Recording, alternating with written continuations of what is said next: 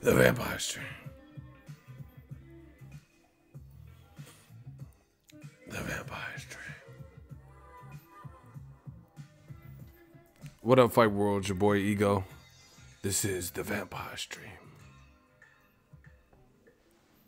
Amanda Nunes dog Chris Cyborg. First round knockout. UFC 232. It is what it is on the Vampire Stream. Good morning to all on the Vampire Stream.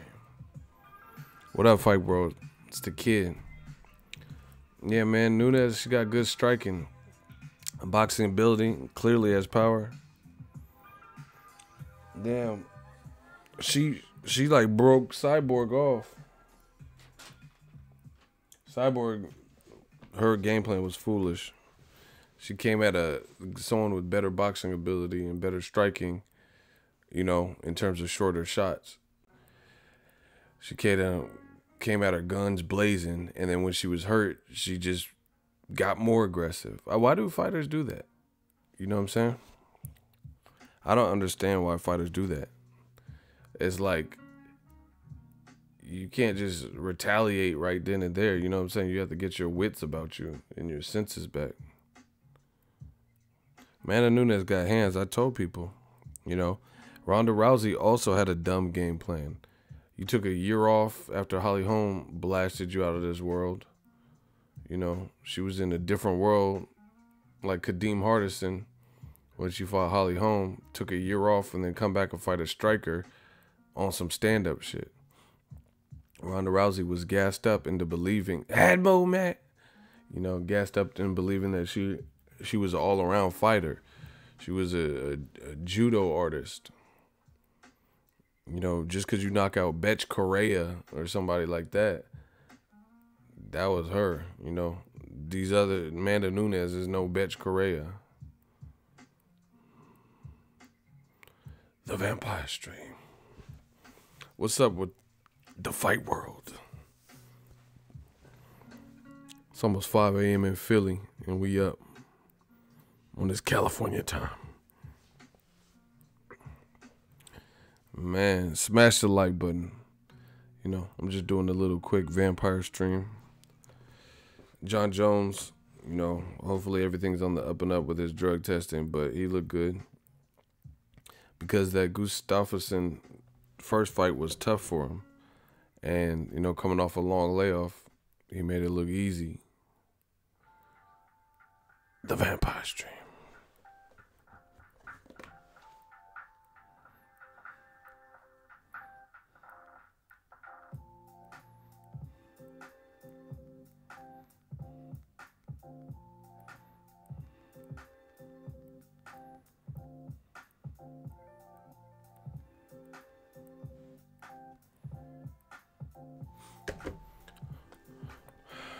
Can you guys hear me?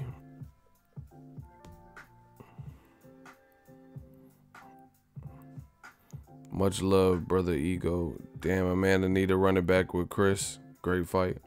Shit, I want to see Nunes versus Holly Holm. That's the only one she has to go through. Cyborg got Cyborg from Nunes. She been wanting to fight. That's the reason. Ego got that Mayweather work rate. Big fan, brother. You inspire me as much as Andre Ward does, for real. Yeah, man, appreciate that. You gotta have that work ethic. We doing it. It's crazy to think that we're about to enter a new year. It's like 2 days away. Speaking of New Year, nobody seems to really even be talking about that Floyd Mayweather thing.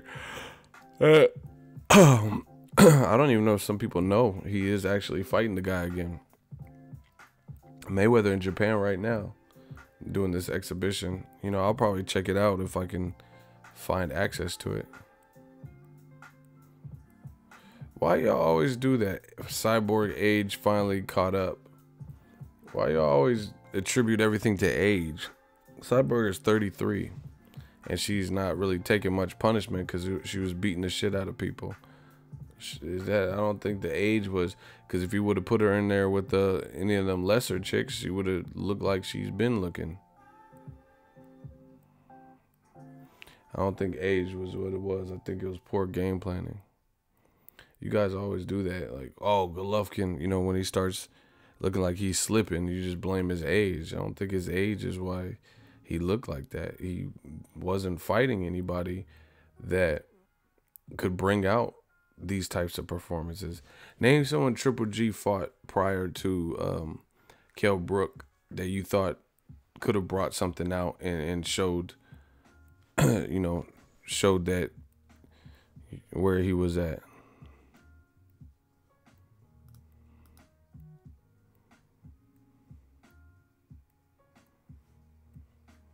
She looks 65. It don't matter what you think she looks. She's 33. Nunes got no respect beating Ronda. Now she took on the hybrid. Get the woman some sponsor. I don't know what you mean she didn't got. I gave her a lot of respect. I mean, I don't know who didn't give her respect, but Amanda Nunes is a beast. You know, I think if anyone looks better from this is Valentina, the Valentina chick. You know what I'm saying? Because she didn't get slept like this. But Nunes is looking like a fucking monster. She destroyed Miesha Tate. You know, looked like her nose was broken. Sent her into retirement, basically. She destroyed Ronda Rousey in 48 seconds. And then destroyed Cyborg in like 51 seconds. It's quite the resume. Yeah, it was some good fights. UFC closed I don't think they had a great year. But they closed their year good with that. John Jones called out DC. That's what I'd like to see. I would like to see a third one, you know, just do the drug testing and all that and get a third fight going. Amanda Nunes, she's I think she's like a lesbian and stuff. I don't think she cares. Like, you know, she's not like super like prissy and like, you know, she's coming in there to scrap and put some respect on her name. She ain't with the bullshit. You know what I'm saying? Like she gets she just comes across as that to me. Like if she, like Young MA or something. Young MA can spit. Like Young MA is not fucking around. She's just trying to spit. She don't care if you're a guy or girl. She's trying to get on the track and trying to do her thing. You know, so Amanda Nunes is a young MA. Ooh, she's a young MA of MMA bars. A young MA of MMA. She just coming to do her thing. She, you know, and try to want some respect on her name. I respect it. I could dig it. So you think there will be a stigma because of the doping next to Jones after the win? Nah, I don't know. I mean, people already feel whatever they feel. But the thing is, he's in a tricky, the T bullshit that's in the system. Technically, it could get stored in your fat cells and be in your, they said be in your system for 5-7 years or something. And then just randomly come out. Like randomly show. See, listen, you gotta watch. That's why if you watch anything about like anabolic steroids and PEDs and these testosterone boosters and Turnabol and, you know, stanozolin and all these different things, the reason why they're so bad for you, you know, they give you great benefits, but they're unnatural. And what your body will do is when you start taking these anabolic steroids and different shit like that, what happens is your body assumes like, oh, we already getting this testosterone from this PED, so we don't need to produce this anymore. So it shuts down the natural production of things that your body would normally do, and, you know, creates issues. Because what happens if you cycle off, if you get off of it completely? Now your body don't produce testosterone like it's supposed to because you were taking you know, unnatural levels of testosterone. It's just, you know, it's that type of stuff is unnatural. So it's not surprising if it does weird shit like storing your fat cells and appear randomly and shit. Because it's not something you naturally produce. It's something you put into your body. That's why that shit's not good. It, you know, it like damage it. That stuff could damage your organs permanently, put extra stress on your heart. You know, people do that. That's why you see all these wrestlers, or you think these wrestlers be dying hella quick. You know, this shit crazy. You playing with fire, doing all that stuff. And some people do it. A lot of people do it. Men do it off of insecurity, like they're small dudes or some shit. And, you know, they don't want to be natural. So they take something. They take something. And the benefits, I'm sure they are good. Like, damn, I know people have taken steroids and shit. And it makes you a machine. Like, you see these dudes walk around and they got a pump 24/7. Like, they look vascular no matter, like me. Well, I haven't been working out, but when I work out, if I work out, you know, and the blood's circulating and flowing, then my muscles fill up and I feel diesel. But then after I leave the gym and shower and stuff like that, then I go back to a more natural size. Like, you know, I'll still have some size to me, but it's not like I'm walking around like fucking Wolverine 24/7. But when you're on the gear, that's different. You virtually got a pump, like, no matter what. Like, I know dudes that be like, they say when they're like laying down in bed, they can feel it. That's crazy. Yeah, Amanda Nunes, she did her thing. She looking like a monster. But I've always, me personally, if you follow my channel, I've always fucked with Amanda Nunes, you know? Even before the Ronda Rousey, I always thought she was a dope fighter. Miesha Tate fight showed me something. Because Miesha Tate slept Holly Holm before that and was a champion. And she's a veteran, too. And then you had Amanda Nunes' power must be real deal, because the way she's hitting these girls, it's like they not liking that. Smash the like button. We working the vampire stream. Yeah, so good UFC fights.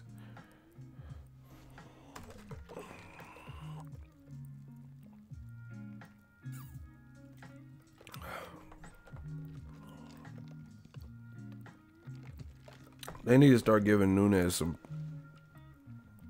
some looks, you know. She needs to start getting some looks, because she's, you know, when Ronda Rousey was on top, they was acting like she was unstoppable. Acting like she was unstoppable.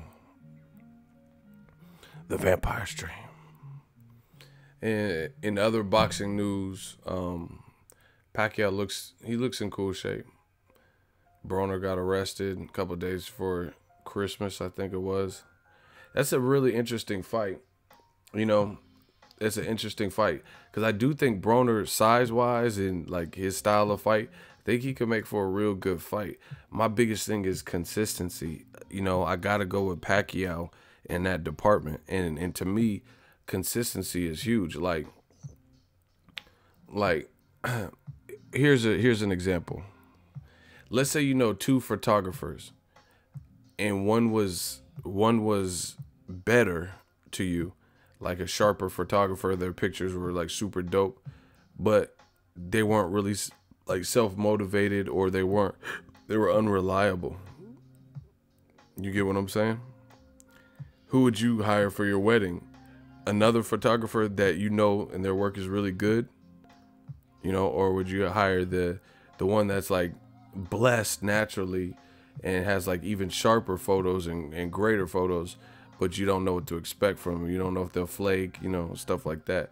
So when it comes to boxing, I always got it. Consistency is huge, because it don't really matter how talented you are if you're not consistent. You know, I've known a lot of, I'm not going to start saying a bunch of names and clout chasing and name dropping, but through the history of boxing, I've seen a lot of guys that were like, you know, more naturally talented guys they lost to. But certain guys are just like, you know what to expect. Like, shout out to Badu Jack. Badu Jack, it's not like he's doing Roy Jones level, like, you know, moves, but he's a worker, and he's like workmanlike, and he's consistent, and he'll you know, collect rounds, round, keep doing the pressure, still in there boxing, just good fundamentals. You get what I'm saying? So I would go with that. Somebody who's like the Danny Garcias and Badu Jacks, if they're consistent and just workmanlike, but they're not necessarily doing anything special, as opposed to someone who looks dazzling and special, but they're inconsistent. You get what I'm saying?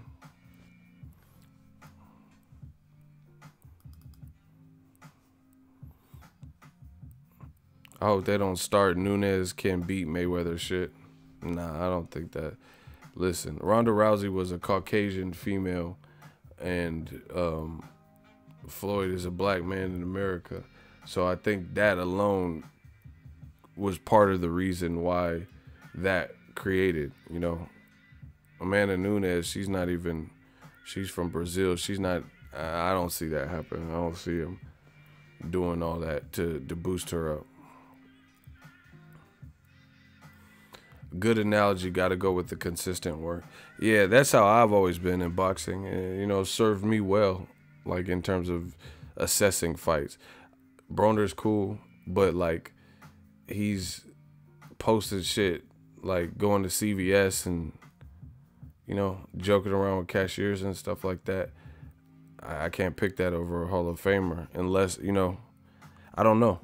It could be a good fight. So I'm just going to sit back and watch. If he wins, he wins. If Pacquiao wins, they win.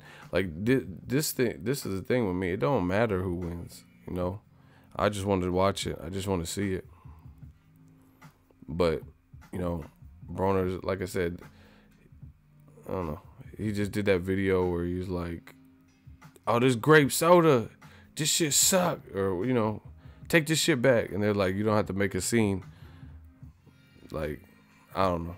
I just don't. I feel like you should be zoning out in camp. You about to fight Pacquiao. But that's just my personal opinion.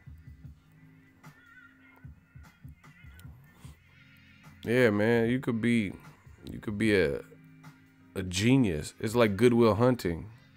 You know what I'm saying? He was a genius, but was he a janitor in the movie? You know, because he couldn't control his anger and, you know, didn't want people to know he was smart or whatever.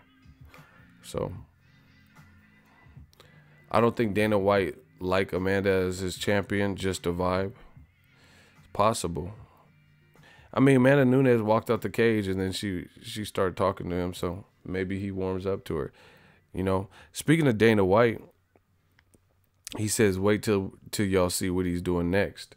He's getting into boxing. I told you guys, like, you know, the UFC or him and his investors or whatever, they're getting into boxing in 2019. And he says Oscar De La Hoya is going to be, he said, watch where Oscar's is in 3 years.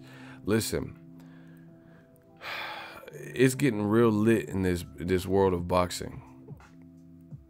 You know, it's getting real lit.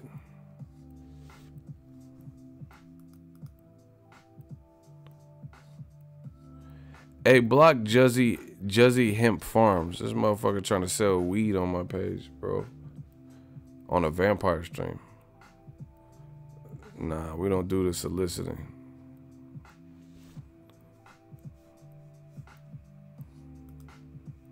But anyway, he says he's getting into boxing. Watch where Oscar De La Hoya is in the next 3 years. So that's a huge threat. You know, boxing's getting real lit because of the competition. People are like having to step up.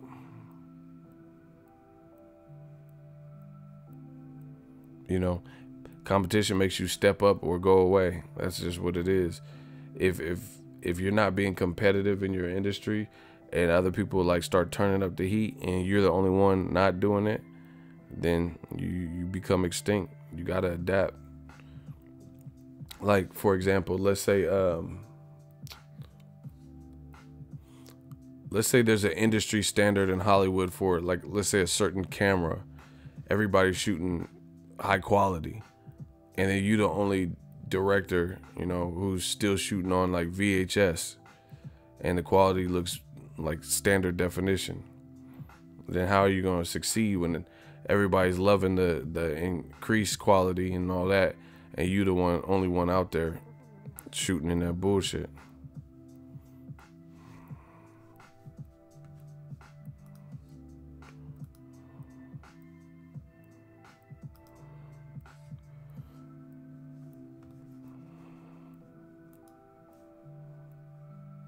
This dude trying to sell weed on my page. Get off of here. Like, what does that got to do with anything?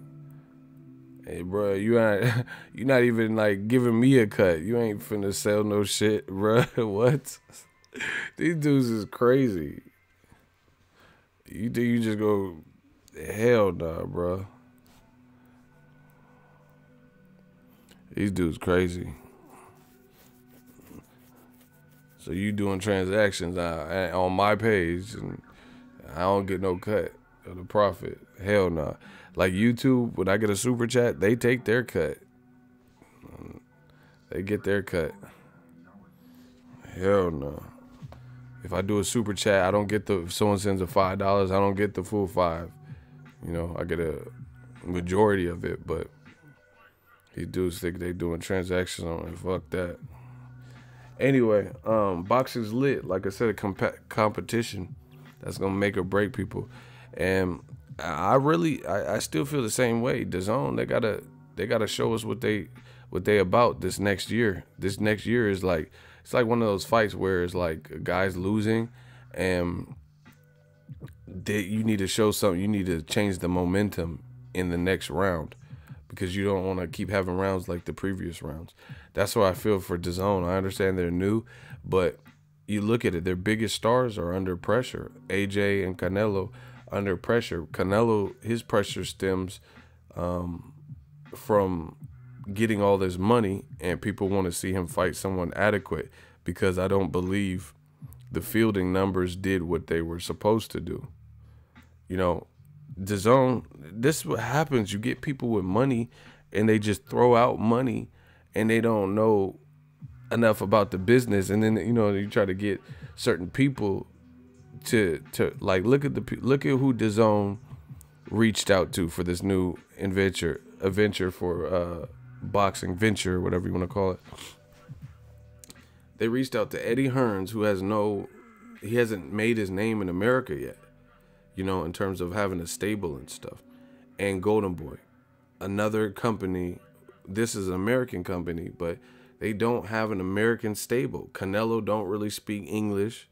I mean, he might speak some, but he doesn't do full-on interviews in English, right? And they have no American stars that are ready-made and fighting name one Wonderboy star that you feel is ready-made. They could aside from Canelo, name one American Wonderboy star that they could put on pay-per-view and it's going to sell good numbers right now.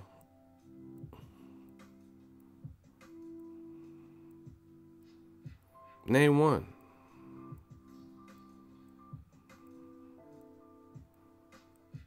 Sell like okay or moderate number, anything. You know what I'm saying? And this is what they're banking off of.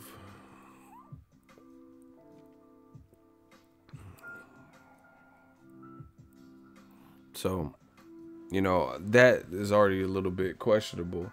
But beyond that, people are expecting, the days are no longer where, you know, fans want to wait 6 or 7 years for mega fights to come off, because you see it. Like, look at Keith Thurman versus Errol Spence. Spence pressured him. Keith Thurman, in essence, like, folded and said, I'm not ready for that right now because I'm injured and I got to come back and get back here. People are already off that fight. You don't even hear people talking about that. You don't even hear people talking about Thurman Spence that much anymore. They're already talking about Crawford and Spence. You get what I'm saying? Some people are even talking about Canelo and Spence, you know, but they move on. That's the whole thing. They move on to other fights that they want to see. And that's the reality of it. Jaime Munguia might become a Mexican star. Who's he going to fight? Who's he going to fight to become a Mexican star? He's going to have to go through PBC because they got the other contemporary champions at 154. So he's not going to become a star. See, y'all, a lot of y'all don't know what y'all talk about. Y'all just be putting whatever. Jaime Munguia cannot, there's no one in boxing really that could become a star if they're not fighting anybody. I can't think of anyone I could think of where they're gonna become a star without fighting names that would make them a star. I don't see Jaime Munguia becoming a star by fighting Takeshi Inoue. That's not even the best fight in the month. How are you gonna be a star off of that? He's gonna have to fight Canelo. He's gonna have to, move up and fight Golovkin. He's gonna have to fight one of the top PBC 54-pound guys. Yeah, but Ryan Garcia, he's popular, but he's not like a household name type of star. I'm talking about the likes of, my mom wouldn't know who Ryan Garcia is. She knows Pacquiao. She knows Floyd. She knows of Conor McGregor. I'm talking about that type of stardom.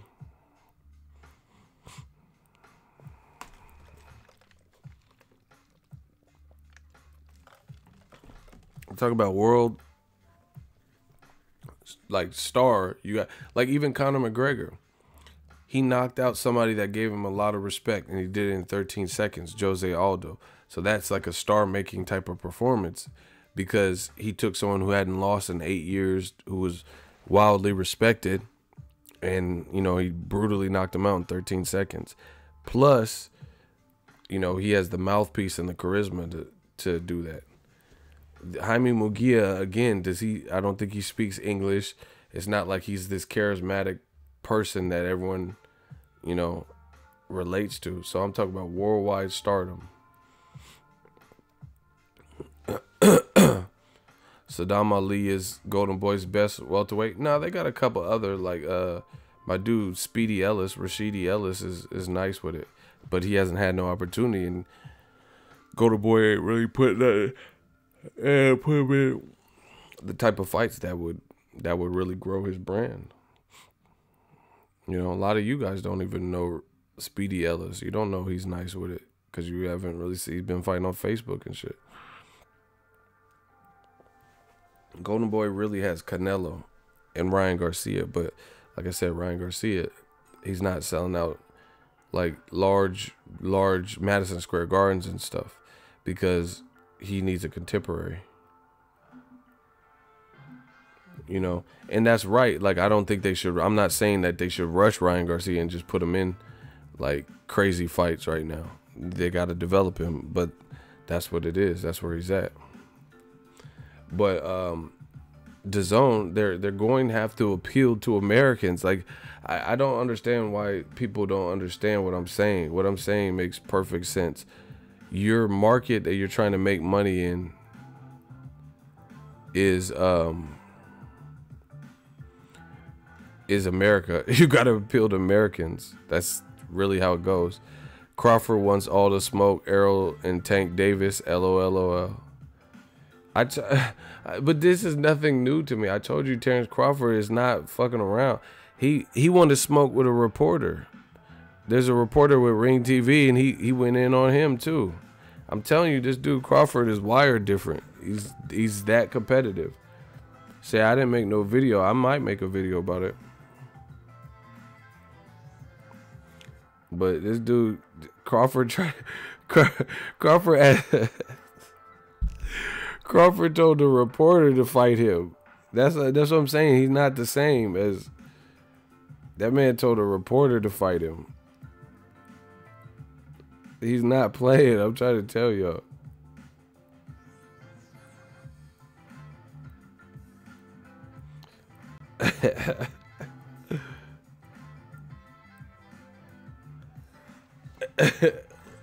Look,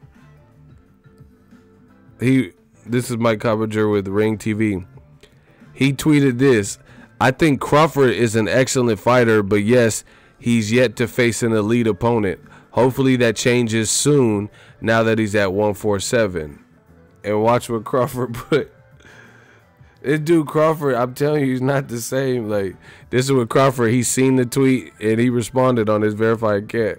He said, "You fight me then." This dude Crawford is a fool. That motherfucker said, "You fight me then."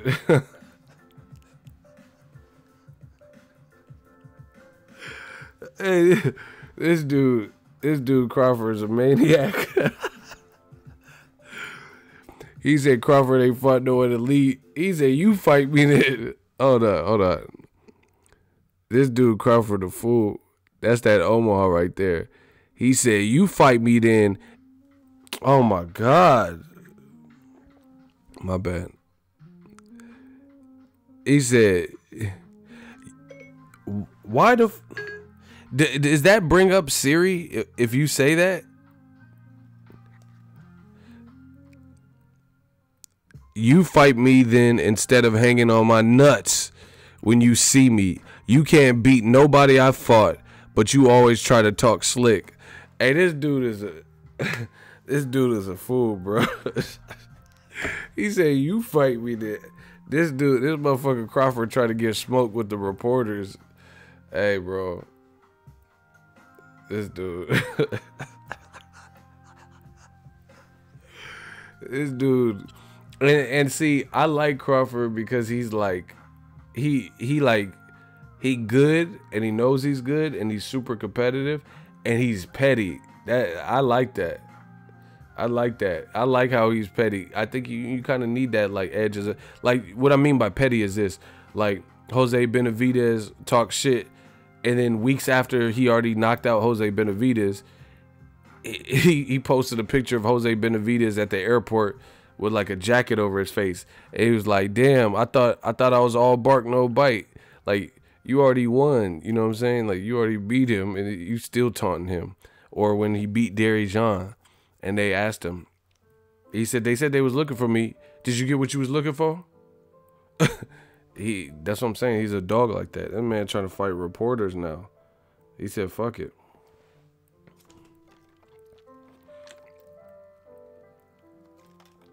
I told you, Bud ain't nothing nice when it comes to that.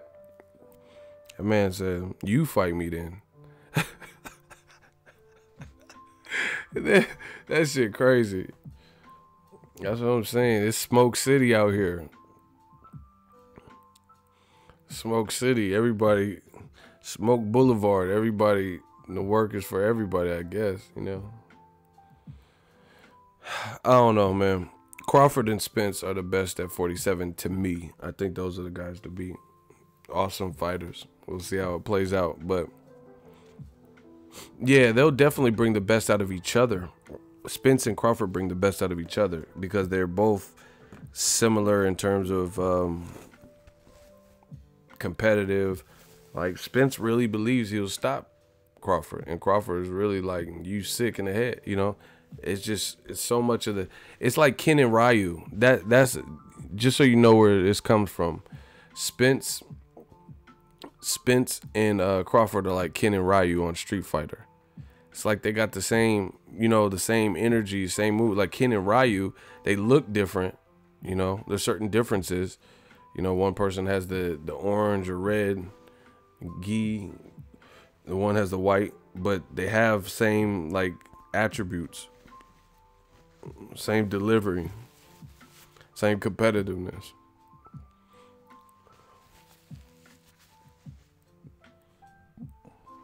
Ken and Ryu. That's the Ken and Ryu of welterweight boxing.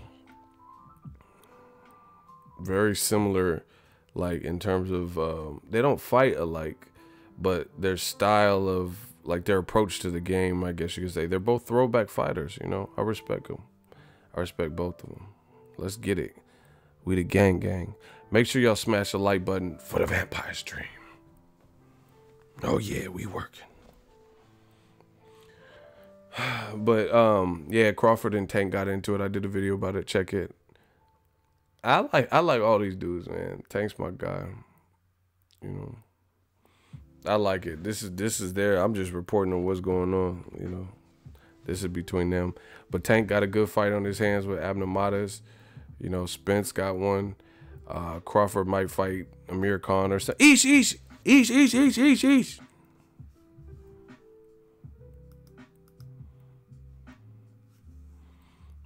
Mikey versus Spence. I'm not sleeping on Mikey, but I got to favor Spence.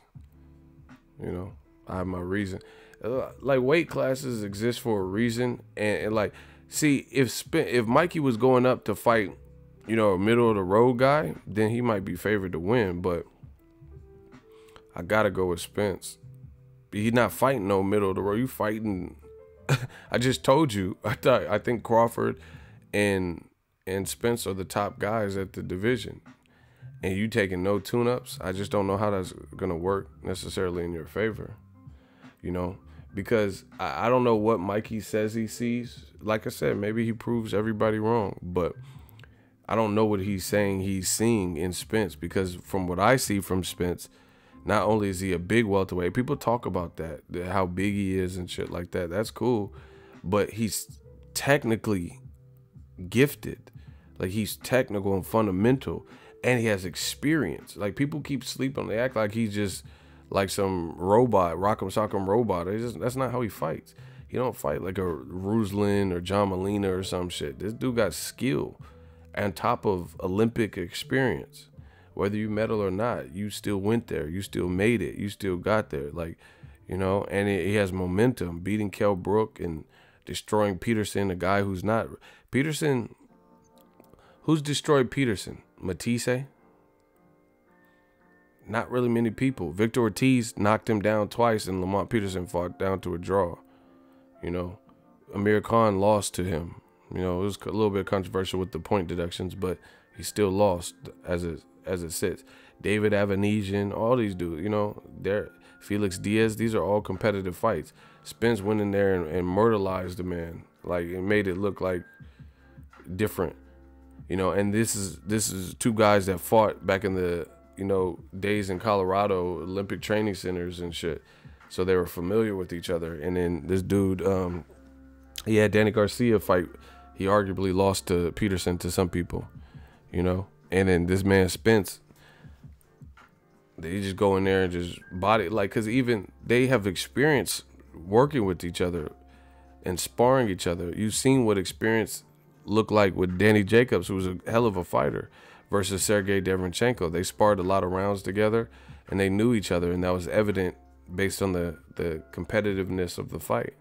But Spence, he showed that he had grown since whenever they sparred, and he, you know, pretty much destroyed Peterson. Peterson hasn't even been back since that I remember. Has Peterson ever came back? You know what I'm saying? Takes a special fighter to take someone who's always in competitive fights for the most part and you know, dismantle him like it ain't not, like Amanda Nunes. That's why what she did was special. She took Chris Cyborg, who it's not easy to just look great against Chris Cyborg, and she destroyed her in 55 seconds and hurt her. That was a nice hook. She had a short ass little hook on the chin. Bah! Oh my God. And Chris Cyborg did that Tootsie Roll. She said, the butterfly, that's old. Let me see you Tootsie Roll. Tootsie Roll. Chris Cyborg hit that Tootsie Roll when she got that short hook to the chin. Just, yeah, oh my God. The butterfly, that's old. Let me see you Tootsie Roll. Tootsie Roll. To the left, to the left. She was doing electric slide, all types of shit. Hell no, bro. Amanda Nunes got them crack. The butterfly, that's old. Let me see you Tootsie Roll. Tootsie Roll. Amanda Nunes hit her with that Tootsie Roll. Hit her with that Quad City DJs. Fuck you mean. Oh my God. And coming around the train, the choo-choo train. Coming around the train, the choo. She hit her with that Quad City DJs. She hit her with that. I put my hand up on your hip. When you did, we did. I put my hands on. Hey, that's. Hey, who sung that song? That shit was hard back in the day. I put my hand up on your hip. When you dip, we dip. I put my hand. Oh my God. They had a robot in the video. That shit was hard. That's what Amanda Nunes hit Chris Cyborg with. Fuck. Shoot it with that. You know, Canelo, he hit Rocky Fielding with that Boys to Men. I'm down on bended knee. Canelo hit Rocky Fielding with that down on bended knee, that Boys to Men, that Wanye. That Wanye, Sean Stockman. Yeah, champ. Let's go, champ. Get off me, champ. Oh, he mad. He mad. You mad, champ?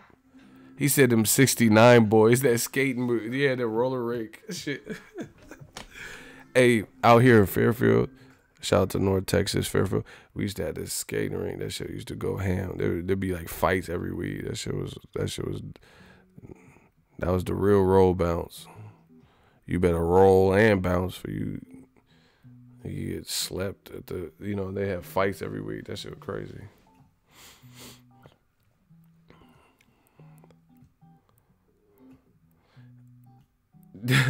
Nunes destroyed Rousey and Cyborg in like less than a minute 30 and shit. That's crazy. Less than 2 minutes. Amanda Nunes' favorite movie is Nicolas Cage, Gone in 60 Seconds. Because she will get your ass out there in 60 seconds. That's her favorite movie, Gone in 60 Seconds. Because that's what she's doing to these females.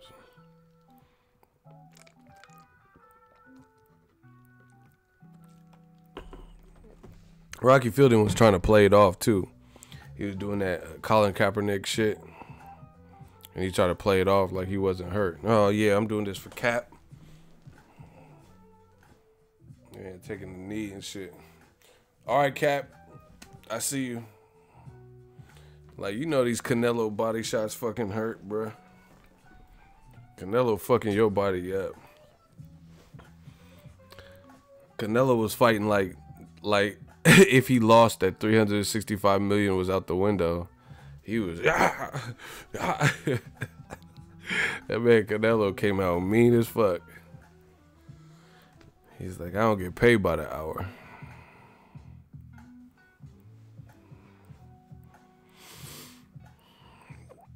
Canelo's a good fighter, but I still want to see him fight Charlo or Danny Jacobs or Demetrius Boo Boo Andre. You gotta fight one of the three. You gotta fight one of them. You dig?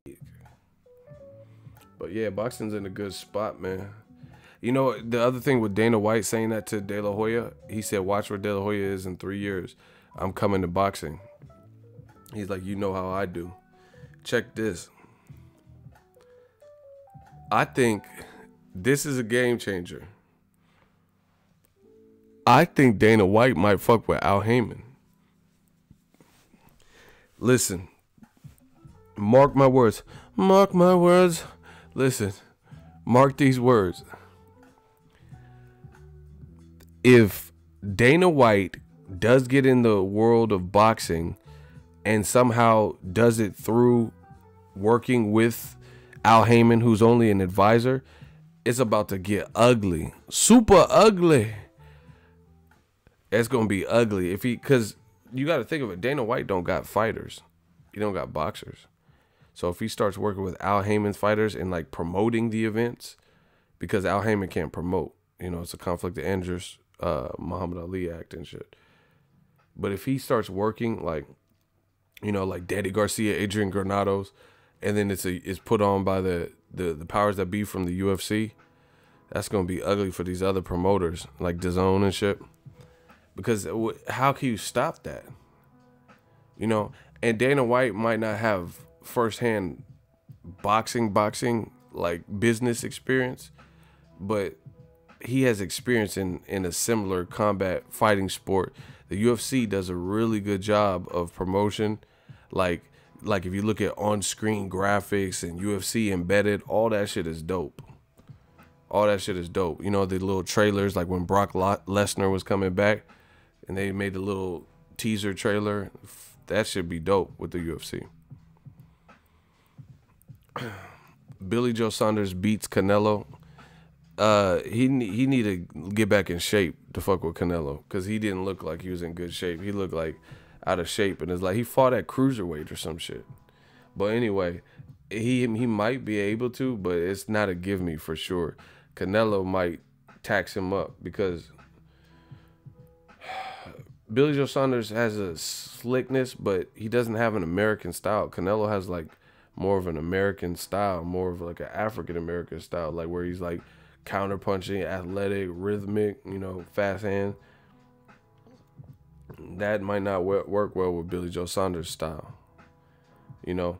And I don't know if I would honestly say if Canelo could take Triple G's punches for 24 rounds, then he could definitely.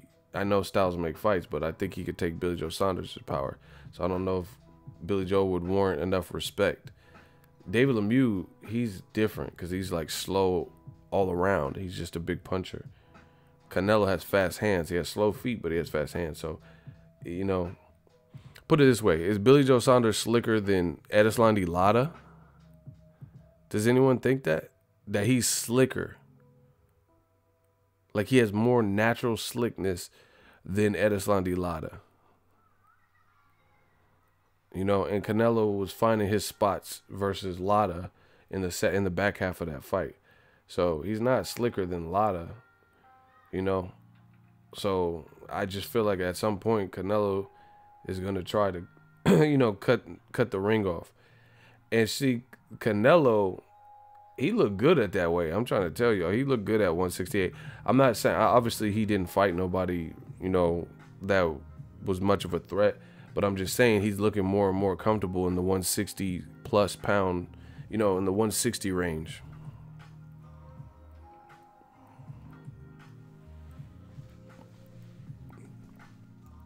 The other thing is Canelo, this is the thing. Canelo's becoming almost unbeatable on the cards. Even the fights where he wins or gets a knockout, you hear the scorecards and it's like it was super pro Canelo. So how the fuck is Billy Joe Saunders? Close rounds, that's another thing. If the rounds are close, they probably going to give it to Canelo. That's what history shows us. Triple G fight gave Canelo the benefit of the doubt. You know, Amir Khan was beating Canelo's ass for a minute. Gave Canelo all the rounds damn near. They gave like Khan like 1 or 2 rounds or something stupid. And that wasn't the case. Amir Khan was doing well for himself. He just got destroyed when he got caught.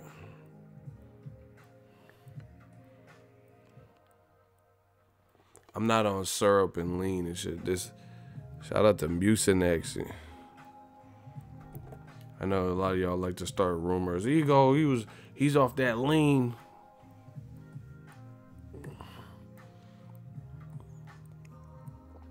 Yeah, I gotta hit you right here.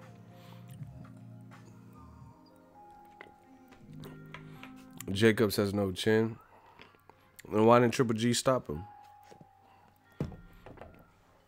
Or Matt Selesky. Selesky stopped Hugo Centeno Jr. See, y'all be saying stupid shit. Y'all be saying stupid shit. And y'all love it.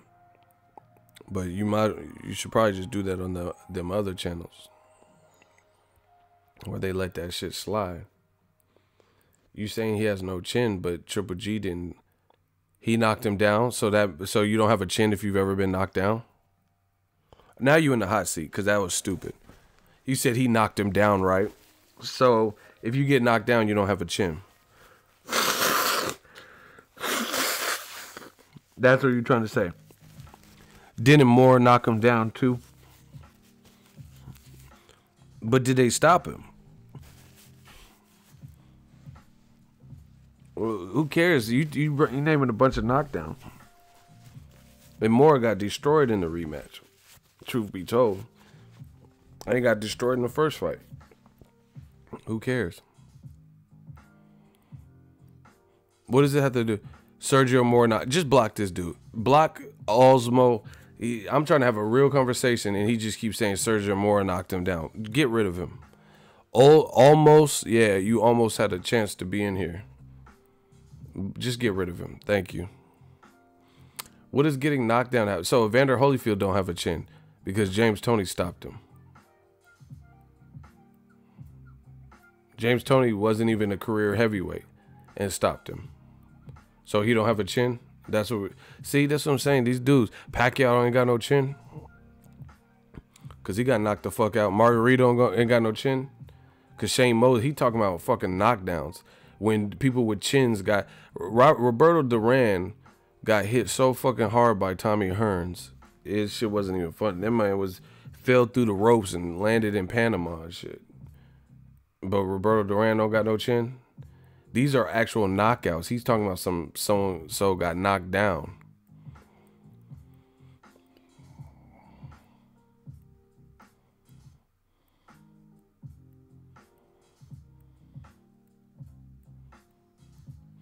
Triple G knocked down Jacobs, but I think Jacobs won the fight. Absolutely.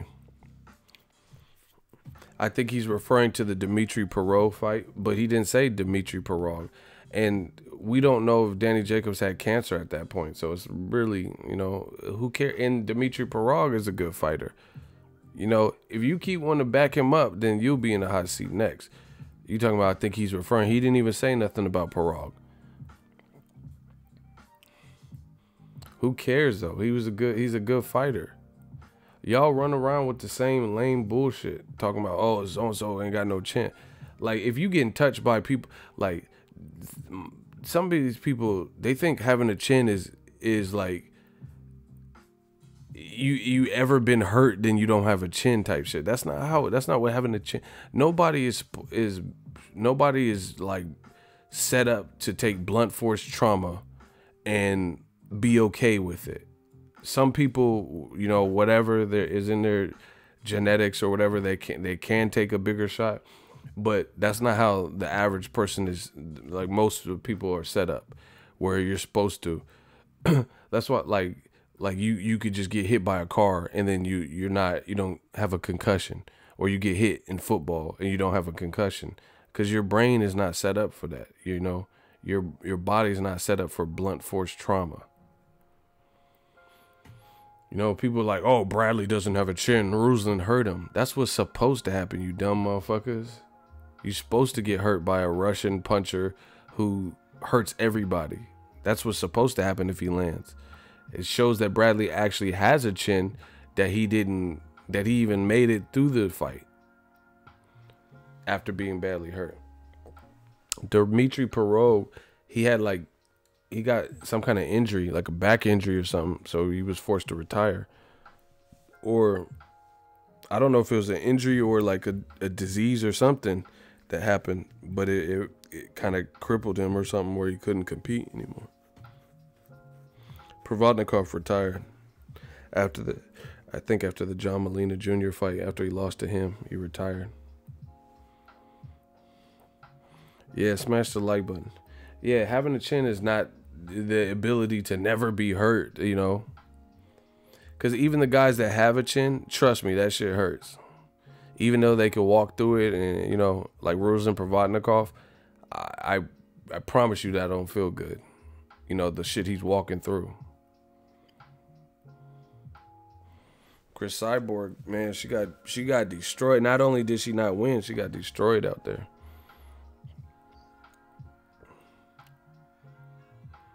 Mayweather got a for real chin.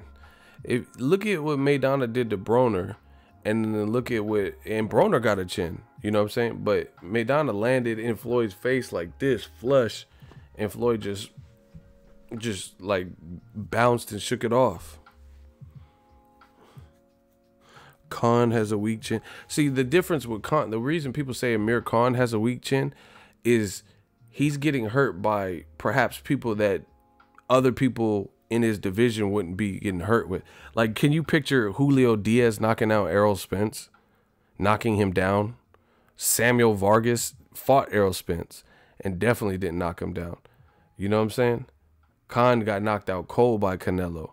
Mayweather, he had to get punched at some point by Canelo. He didn't get knocked out. You get what I'm saying? So the thing with Khan is different because he's getting badly hurt and rocked. He even got rocked by Chris Algieri. You know, that's why people criticize or question his chin. That's different. You know, like David Price, like he's constantly been getting hurt and like knocked out. And it's a little bit unfair at heavyweight, but with his style of fight and stuff, it doesn't look like his chin can hold up to the true heavyweight shit.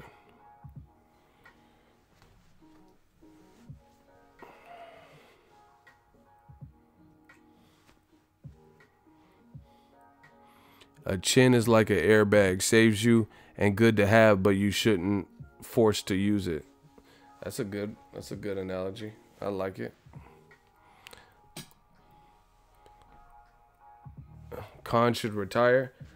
I'm curious if he's gonna fight Terrence Crawford, because I don't see that. I think Khan can box, so he can make it interesting. But the thing I worry, just like everybody else, is like if Khan's boxing phenomenally, and then, you know, single shots could really disrupt Khan. And Terrence Crawford, he's a great finisher. He finished everybody that he had badly hurt. Deary Jean, Felix, Diaz, Thomas Delorme, Yuriorkis Gamboa, Jose Benavidez. When he got him hurt, like, you know, he's finishing them.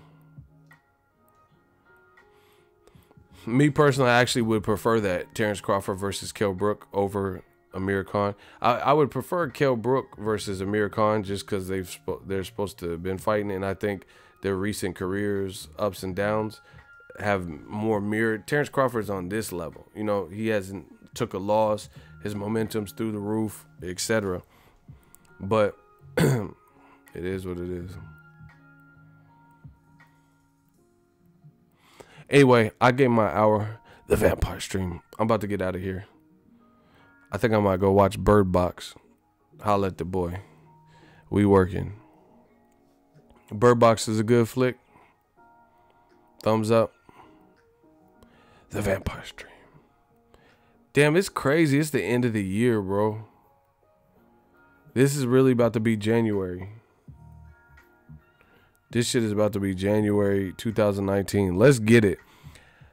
Listen, everything's going good. I'm just like, you know. Hold on.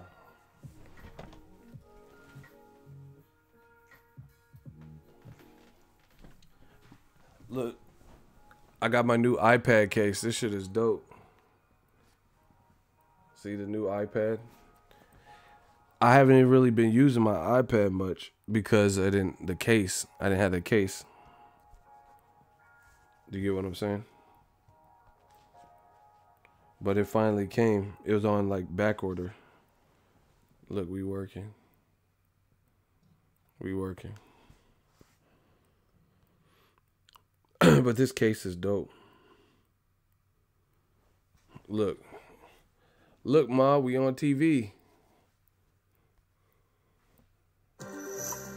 Oh, they putting them ads up? And the stakes can be high. That's why you need a broker you can trust. Look at that speaker. With over 15 years experience. Trade confidently with forex.com. Yeah, put them ads on my shit. Yeah, okay, you. Trade confidently with forex.com. Yeah, all right. Put them ads on my shit. Yeah, okay, you. Yeah, okay, YouTube. You want to put some ads on my shit? Yeah, put them ads on my shit. Yeah, okay, you. Yeah, let's get it. We the gang 2019, man. Look. Got the little grip.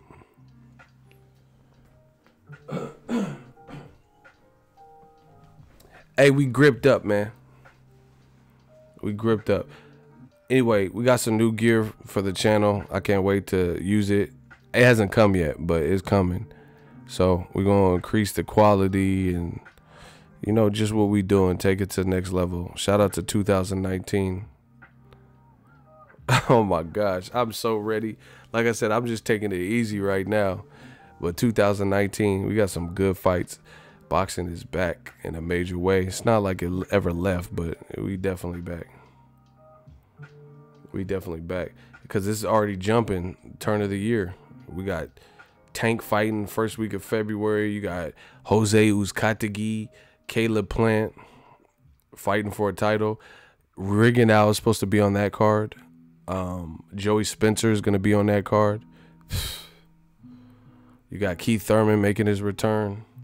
Josecito Lopez. We got to see what Chief Keefe talking about, what he's looking like. Broner, Pacquiao, of course. Marcus Brown, Badu Jack. See, listen. I'm going to keep saying the same shit. DAZN got to do something, baby. What DAZN card is fucking with these PBC fights right now? Rigondeaux is fighting. He's making his return after the Lomachenko loss on the Jose Uzcategui, Caleb Plant card with Joey Spencer. You got Keith Thurman versus Josecito Lopez making his return versus Josecito. On that card, Gerald Washington, Adam Kanowski, right? And then I forgot to put up the video, to be honest, but I'll put it up. Adam Kanowski, his team was basically saying that they're gunning for Wilder. So this opens up, if he looks good, you know, this opens up a potential opponent for Wilder as well. You know, beyond, like if Wilder gets past Tyson Fury, then Broner, Pacquiao, Marcus Brown, Badu Jack. Then you got Tank Davis versus Abner Mares. He's been wanting this fight.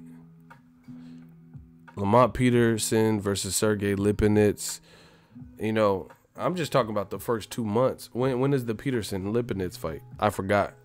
That's what I'm saying. There's so many fights.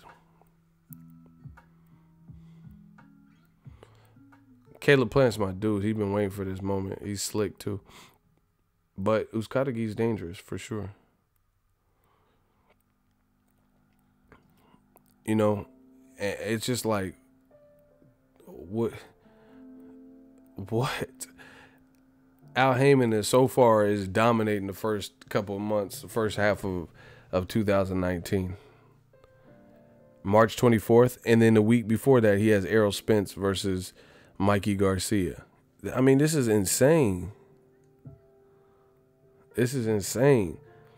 And DAZN got talking about Demetrius Andrade, Artur Akov, and Inouye versus Jaime Munguia.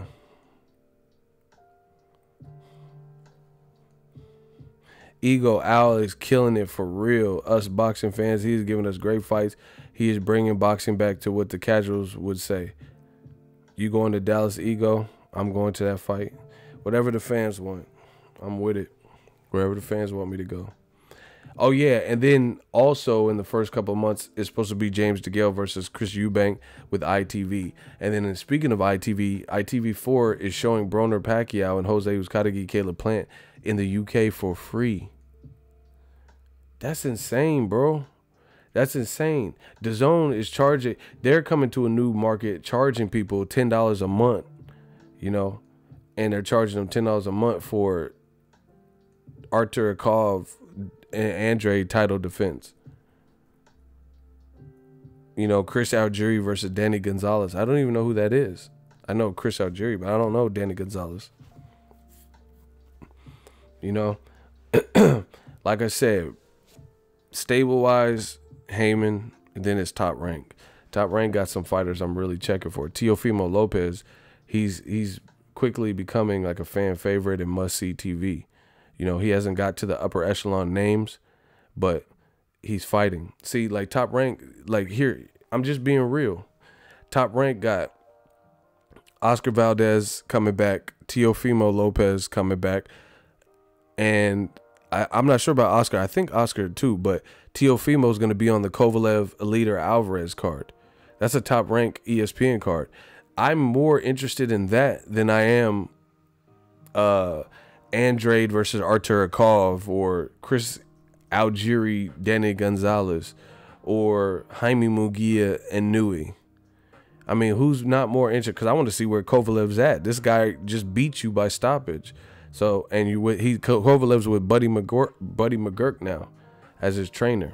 So even Top Rank has better cards because, like I said, I fuck with Teofimo Lopez. You know, I'm more interested in Terrence Crawford's next move, like if he fights like Amir Khan or something, than Andrade versus Artur Akov. Do you get what I'm saying?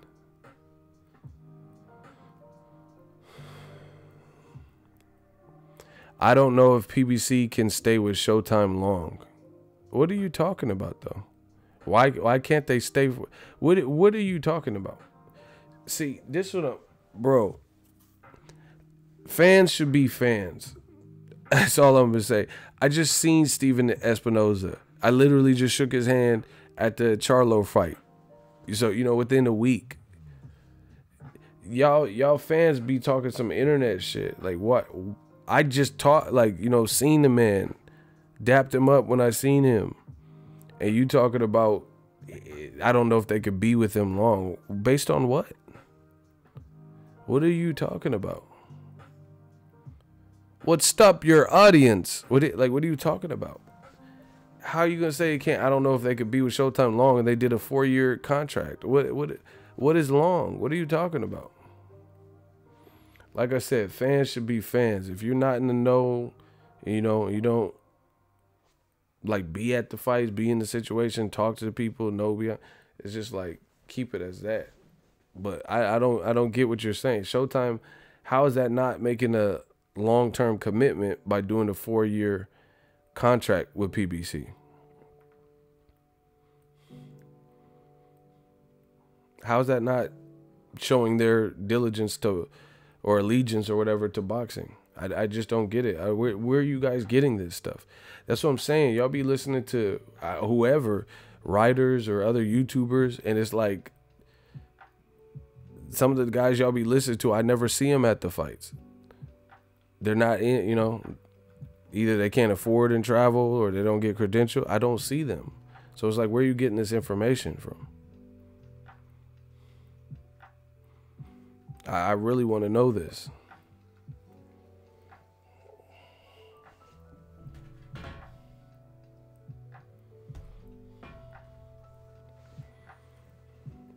You see how he just disappeared and he never responded? That's what I'm saying. Look, my channel ain't for all that. Unless you coming from a facts-based perspective, like you can have your own opinion, that's cool, but we need to know the facts behind it. We need to know the receipts. How is Showtime signing a 4-year deal with Fox and 3 and 4 year deal with Fox and Showtime, and these aren't long-term commitments?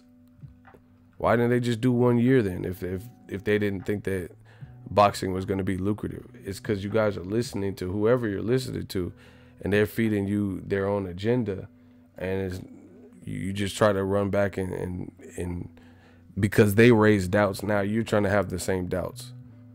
How Showtime's about to put on Broner Pacquiao, which is one of the biggest fights in the first half of the year.